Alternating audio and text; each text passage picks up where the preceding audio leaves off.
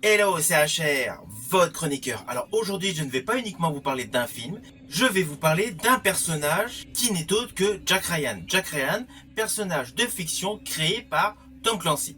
Alors pourquoi je fais cette vidéo? Tout simplement parce que beaucoup de monde ne connaissent ce personnage uniquement par le biais de la série qui en est déjà à 4 saisons sur Prime Video.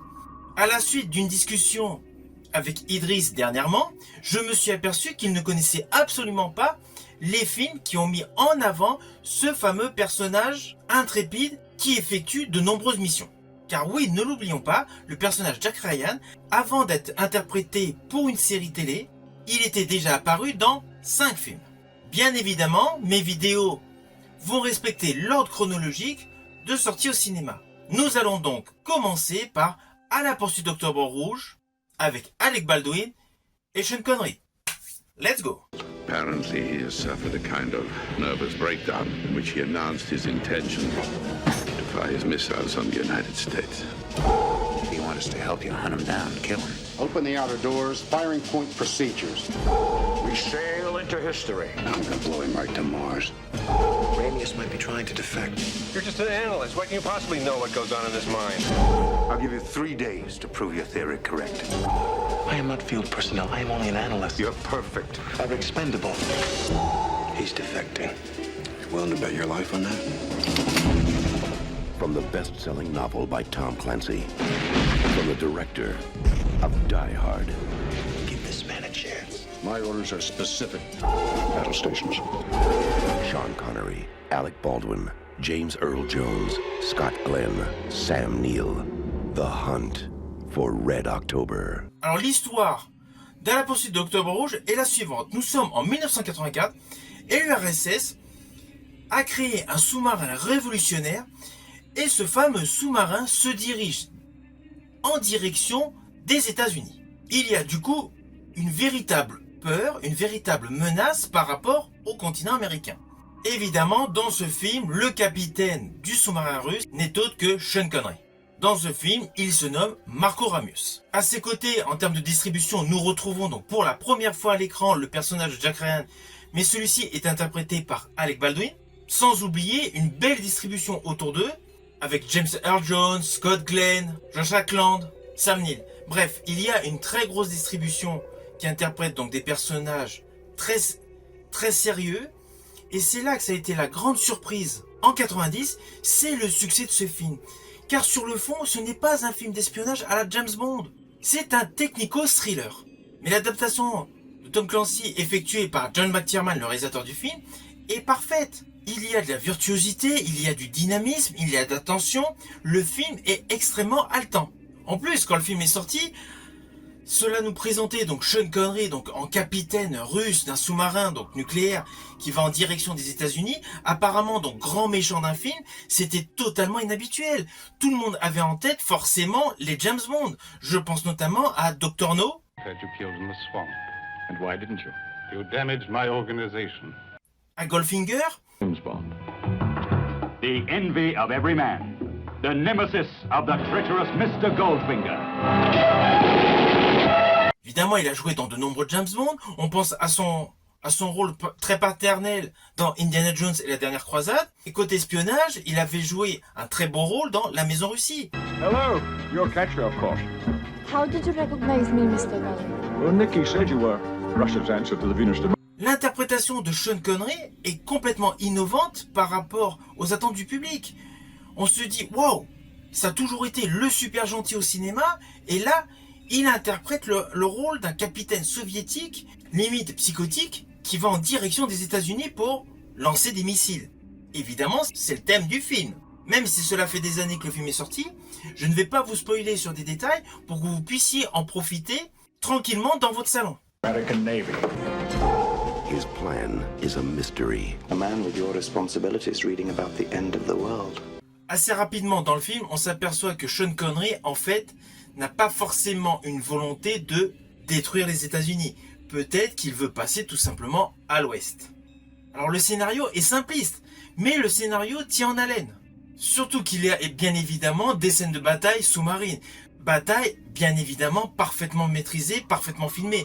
Oui, avec les écrans actuels, on se rend compte qu'il y a eu un mélange d'effets visuels avec des maquettes, certaines séquences. Mais cela reste parfaitement maîtrisé, parfaitement filmé. John McTiernan a assuré une certaine fluidité dans toutes les batailles sous-marines. Et le duo d'acteurs Sean Connery et Alec Baldwin fonctionne à la perfection. Le film comporte de nombreux arcs narratifs, comme dans tous les bouquins de Tom Clancy, et la réalisation de John McTiernan est si dynamique que vous allez rester collé sur votre siège pendant plus de 2 heures, car devant vous, vous allez découvrir un suspense haletant.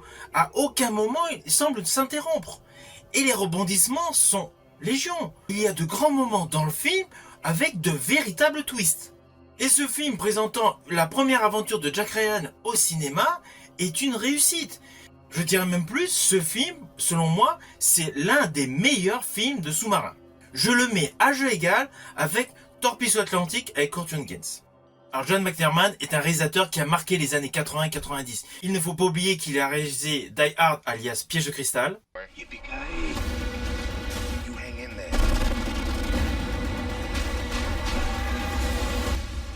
Il a également réalisé Predator. They're up against the ultimate enemy. Holy Mother God. Nothing like it has ever been on Earth before. She says the jungle just came alive and took him. Et de nombreux films à succès. Basic, Thomas Crown. Bref, c'est un excellent réalisateur. Et son travail concernant ce film est au top. My orders are specific. Battle stations. Sean Connery, Alec Baldwin, James Earl Jones, Scott Glenn, Sam Neill. The Hunt for Red October. Alors oui, la réalisation de John McTiernan est parfaite, mais il faut reconnaître que le choix de Sean Connery en capitaine russe a été l'élément principal de la réussite de ce film. Même si Alec Baldwin est bon, c'est indéniable. Alec Baldwin que j'ai particulièrement aimé en ce qui me concerne dans The Shadow de Russell Mulcahy.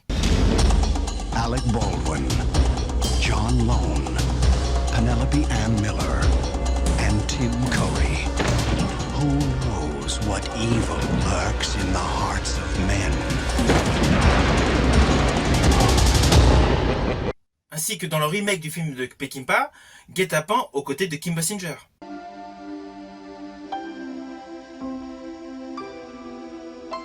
C'est toi qui vas me sortir de cette merde.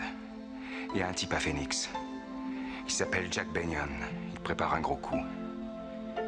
Tu vas aller le voir et lui offrir mes services. Sors-moi de cette galère. Même si mon préféré avec Alec Baldwin reste Vengeance froide. Le jeu d'Alec Baldwin faisant donc un réel contraste avec Sean Connery fonctionne à merveille. En termes de jeu d'acteur, on pourrait l'assimiler à un buddy movie. Ce n'est pas le cas, ce n'est pas un buddy movie comme film. Mais le fait d'avoir mis une personne beaucoup plus vieille face à un héros américain donc jeune, cela confère au film un aspect particulier qui devient attachant et surtout met à l'honneur des personnages très captivants, très intéressants. C'est pour cela que je vous invite grandement à découvrir le film de John McTiernan À la poursuite de l'Octobre Rouge, qui est sorti en 1990 et qui par la même occasion nous montrait la première aventure au cinéma du personnage Jack Ryan. Maintenant, nous allons passer à la deuxième aventure cinématographique pour le personnage Jack Ryan. Bien évidemment, je veux parler de Jeu de guerre. There's Daddy. Sit down!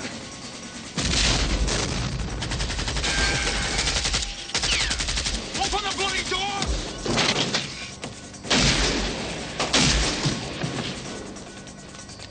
Buddy. Spider! Don't move! Grab his arms! The man I killed was Miller's brother. Patrick. Alors je vous lis d'entrée de jeu, le personnage Jack Ryan interprété par Harrison Ford est ma version préférée. Heureusement pour moi, il a joué dans Jeu de guerre et dans Génie immédiat. 2 films avec pour personnage Jack Ryan. En ce qui concerne Jeu de guerre, c'est mon préféré de toute la saga. Nous retrouvons donc le personnage de Jack Ryan interprété par Harrison Ford, qui est plus vieux, plus mature. C'est un ex-agent de la CIA dans l'histoire. Il est devenu conférencier. C'est son postulat de base, avec tout ce que cela entraîne, une vie familiale. Bien évidemment, alors qu'il est en visite à Londres, il assiste à une tentative d'attentat. Ayant son passé d'espion et surtout des techniques rudimentaires de combat et de défense, il tue un des terroristes, il permet l'arrestation de son frère et par la même occasion sauve le Lord anglais. Après ces événements, Harrison Ford, forcément, retourne chez lui, retourne au bercail. Et quelques temps après, le fameux frère qui a été arrêté s'évade de prison. Après, il y a toute une histoire d'un autre attentat, de la Libye, enfin bon bref. Il y a beaucoup d'arcs narratifs autour, mais sur le fond, nous avons cet homme qui veut se venger de Jack Ryan, donc d'Harrison Ford. Voilà, c'est le postulat global de ce film. Comme pour la poursuite d'Octobre Rouge, je ne vais pas aller plus loin dans l'histoire pour que vous ayez la surprise en le découvrant. Alors Philip Noyce, le réalisateur de Jeux de guerre, a parfaitement alterné les scènes d'action très masculines, très costauds, très violentes, et évidemment les moments d'émotion, les moments familiaux. Je pense notamment, la femme de Jack Ryan est enceinte. Il y a un petit moment rigolo par rapport à cela. Je pense notamment au moment où Jack Ryan apprend le sexe de son enfant. Vous allez le voir, c'est assez cocasse de la manière que c'est réalisé. Mais parallèlement, il y a des scènes d'action de haut calibre avec une dimension très spectaculaire, avec énormément de plans larges. Même si des années plus tard, Philip Noyce a réalisé Le Saint avec Val Kilmer, and bring her alive. avant le film Jeux de guerre, il n'avait réalisé que des films d'envergure beaucoup plus restreinte. Même si son film Calme Blanc avec Nicole Kidman et Sam Neill avait cartonné, God, you're pretty. Calme Blanc reste sur le fond un film intimiste, ce qui est radicalement différent avec Jeux de guerre. Je pense notamment à la scène d'Homme Invasion. À un moment précis dans le film, il y a des terroristes donc qui rentrent dans une maison.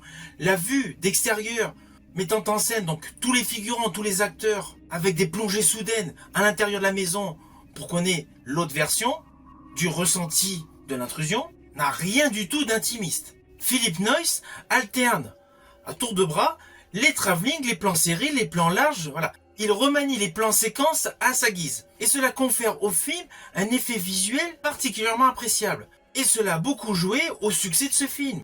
C'est pour cela que Philip Noyce a rempli 2 ans plus tard pour réaliser Danger immédiat avec pour rôle Harrison Ford. Based on the #1 best-selling novel. There are troops, Jack. I didn't know that. You know I didn't know that. Harrison Ford. You went before Congress and you got the money for it. You went before Congress and you lied. I never lied to Congress. You lied. Willem Dafoe. I'm on a plane. I'm gonna kill him. Anne Archer. Are you going away again? Be careful. And James Earl Jones. You took an oath.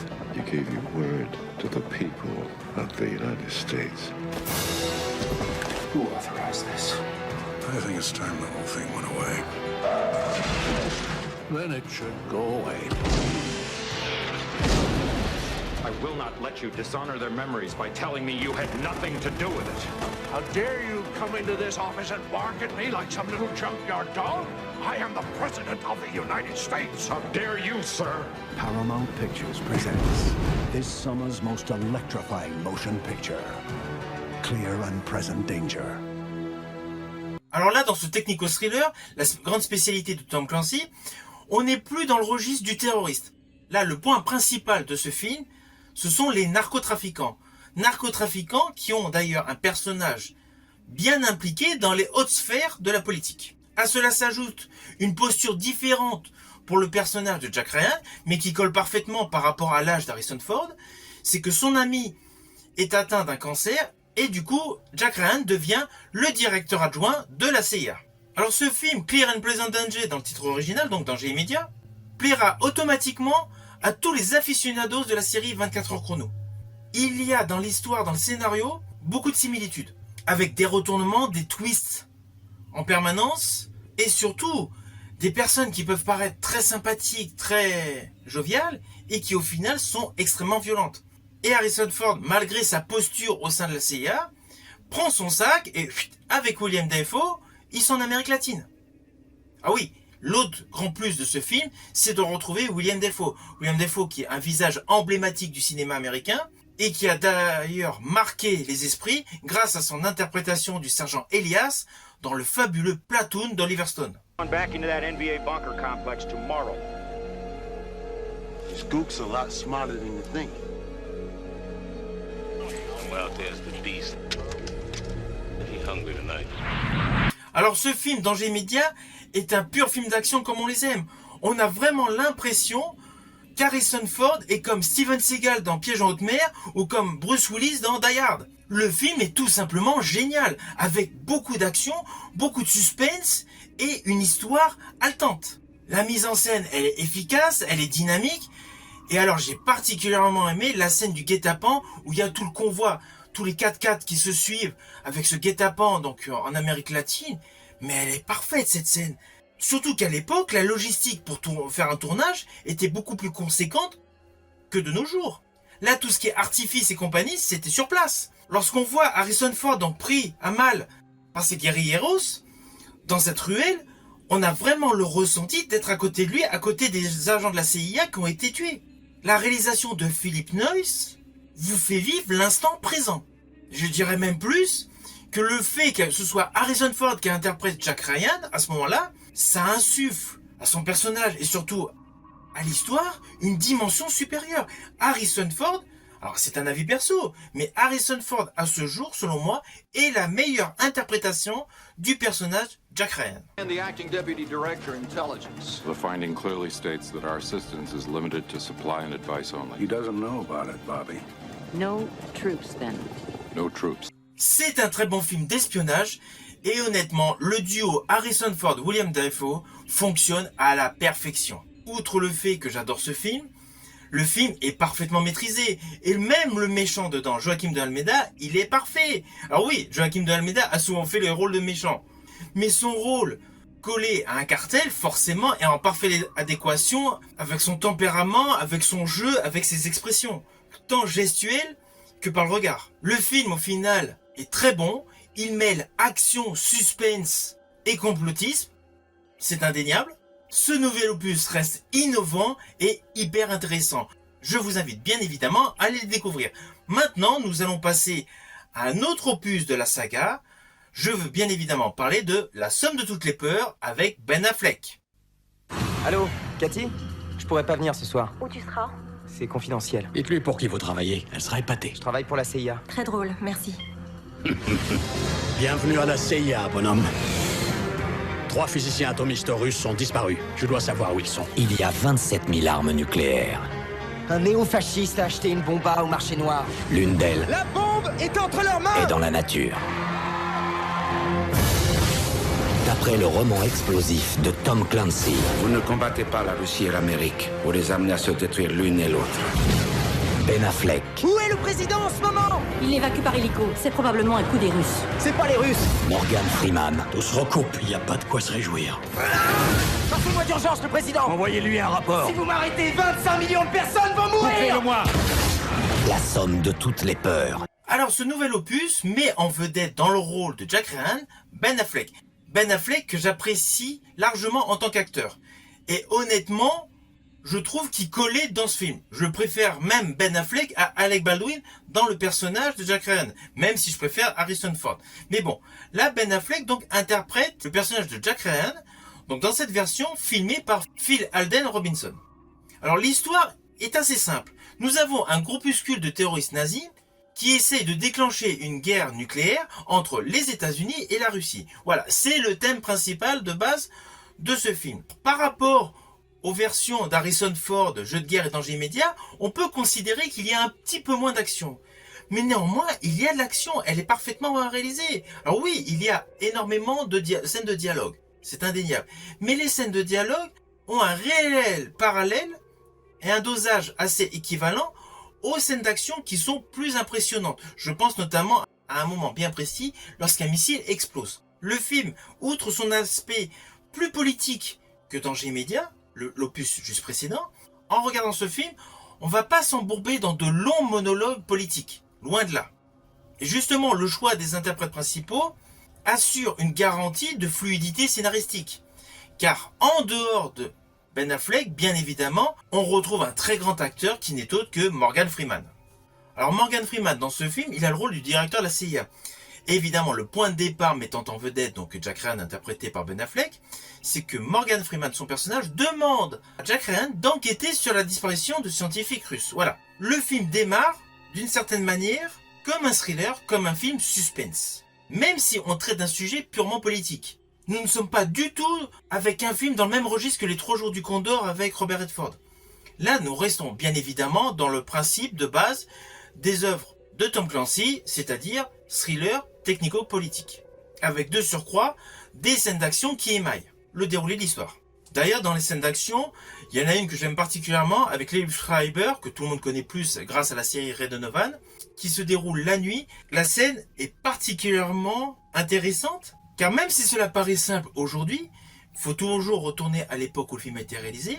Nous avons donc une scène d'action nocturne avec l'implication de lunettes infrarouges. Je ne vais pas aller plus loin, vous avez compris le principe, je veux que vous découvriez le film. Mais en tout cas, ce détail technique en termes de réalisation ajoute une plus-value à ce film et surtout une innovation par rapport aux précédents opus. Ce type de scène d'action n'existait pas du tout dans les précédents films. Alors oui, dans cet opus, comme dans tous les opus précédents réalisés au cinéma, il y a eu des différences en adaptant les romans de Tom Clancy. Cependant, pour la somme de toutes les peurs, il y a une grosse modification concernant Jack Ryan, qui là, étant joué par Ben Affleck, se retrouve donc un jeune personnage, alors que dans l'histoire, il est beaucoup plus vieux. Et du coup, pas mal d'éléments ont été effacés que vous pouvez retrouver dans le bouquin. Et puis, il y a des éléments qui se sont rajoutés, qui ne sont pas forcément les bienvenus. C'est ce qui va donner au film un petit bémol. Et puis, il y a des scènes qui auraient pu être enlevées ou modifiées. Je pense notamment à l'allocution du président russe dans le film. Bref, il y a des petits détails qui ne sont pas forcément cohérents et nous n'avons pas la vraie fluidité et la dynamique qu'avait Philip Noyce avec Jeux de guerre et Danger immédiat. C'est pour cela, je pense, que La somme de toutes les peurs n'est pas le film mettant en avant une aventure de Jack Ryan qui a le plus grand succès. Néanmoins, c'est un bon film. Le casting est bon. Dès que l'on voit Morgan Freeman, forcément, lui, il est toujours habité par ses rôles. Je pense notamment à ces deux films phares, Le Collectionneur et Le Masque de l'araignée. For forensic psychologist Alex Cross. Sanji ditched the patrol car near Reno Park and put one bullet in the driver's head. This is a message. Morgan Freeman a toujours été habité par ses rôles. Et honnêtement, l'interprétation que je préfère de Morgan Freeman n'est autre que celle du policier faisant équipe avec Brad Pitt dans l'excellent Seven. 6 more days and you're all the way gone. So how long have you lived here? Too long. Detective David Mills is looking for a way in. We'll be spending every waking hour together from now until the time. La somme de toutes les peurs est donc un bon film, en règle générale, mais pas au niveau des 3 précédents. À la poursuite de l'Octobre Rouge, Jeux de guerre et Danger immédiat sont un cran au-dessus. C'est indéniable. Mais néanmoins, La somme de toutes les peurs est un film à découvrir, c'est un film à voir pour vivre une nouvelle aventure avec l'agent de la CIA, Jack Ryan.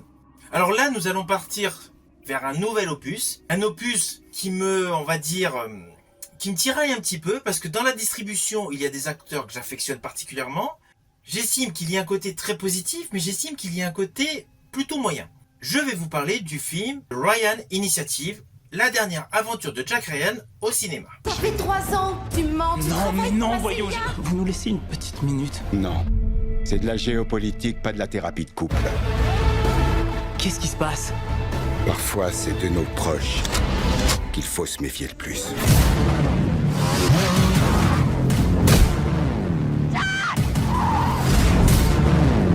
Il y a un risque réel que nous n'en sortions pas vivants. Où est-elle? Vous croyez que c'est en jeu, Jack? Alors avec cet opus, on oublie totalement tous les opus précédents. Nous repartons sur un Jack Ryan beaucoup plus jeune, il est analyste et il est chargé de retrouver les sources de financement du terrorisme à travers le monde. C'est le concept de base de cet opus. Alors, la réalisation de Kenneth Branagh, elle est parfaite, mais Kenneth Branagh, on le présente plus. Même si son film Wild Wild West avec Will Smith,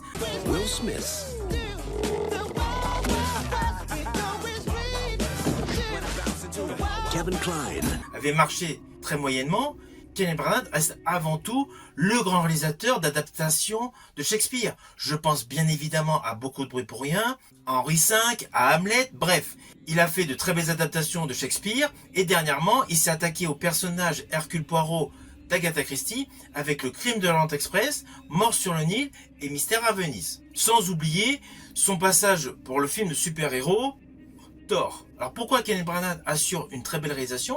Il ne faut pas oublier qu'il a longtemps été également acteur. Il a souvent joué dans des adaptations de Shakespeare et il a également joué pour d'autres réalisateurs. Dernièrement, il a joué dans le fabuleux Tenet de Christopher Nolan. Alors côté réalisation, The Ryan Initiative est parfait. Il y a des scènes d'action, des scènes de dialogue, des scènes d'émotion. C'est parfaitement calibré, c'est parfaitement maîtrisé. La photographie, l'image, elle est belle. Les cascades sont belles. Elles sont parfaitement maîtrisées en termes de positionnement de caméra et surtout d'exploitation, de retransmission de la cascade effectuée.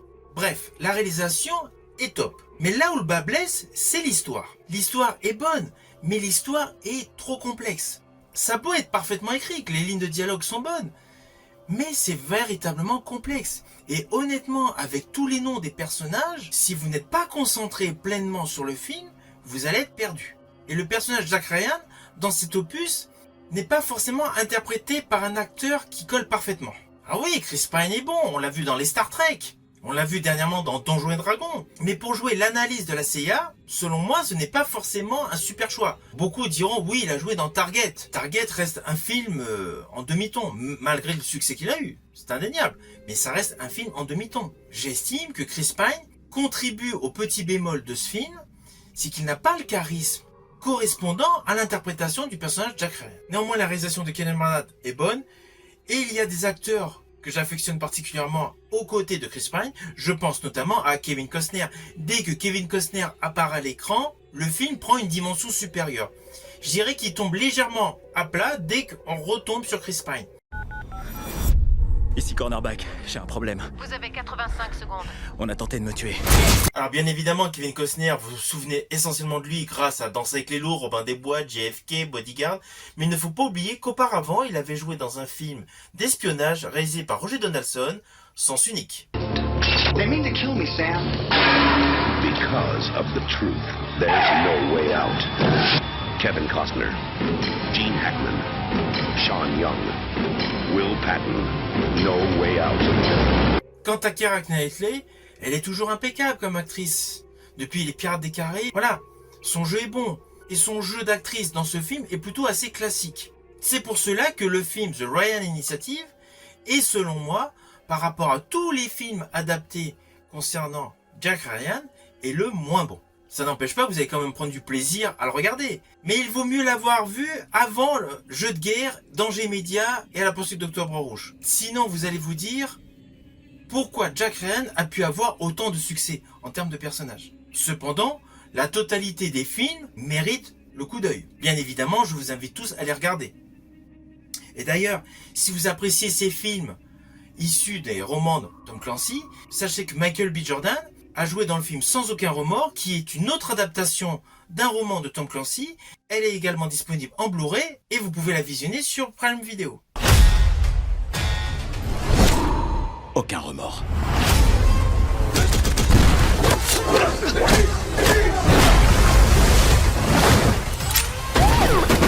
J'espère que vous avez apprécié ma chronique. Si vous avez aimé, n'oubliez pas, pensez à liker, à partager.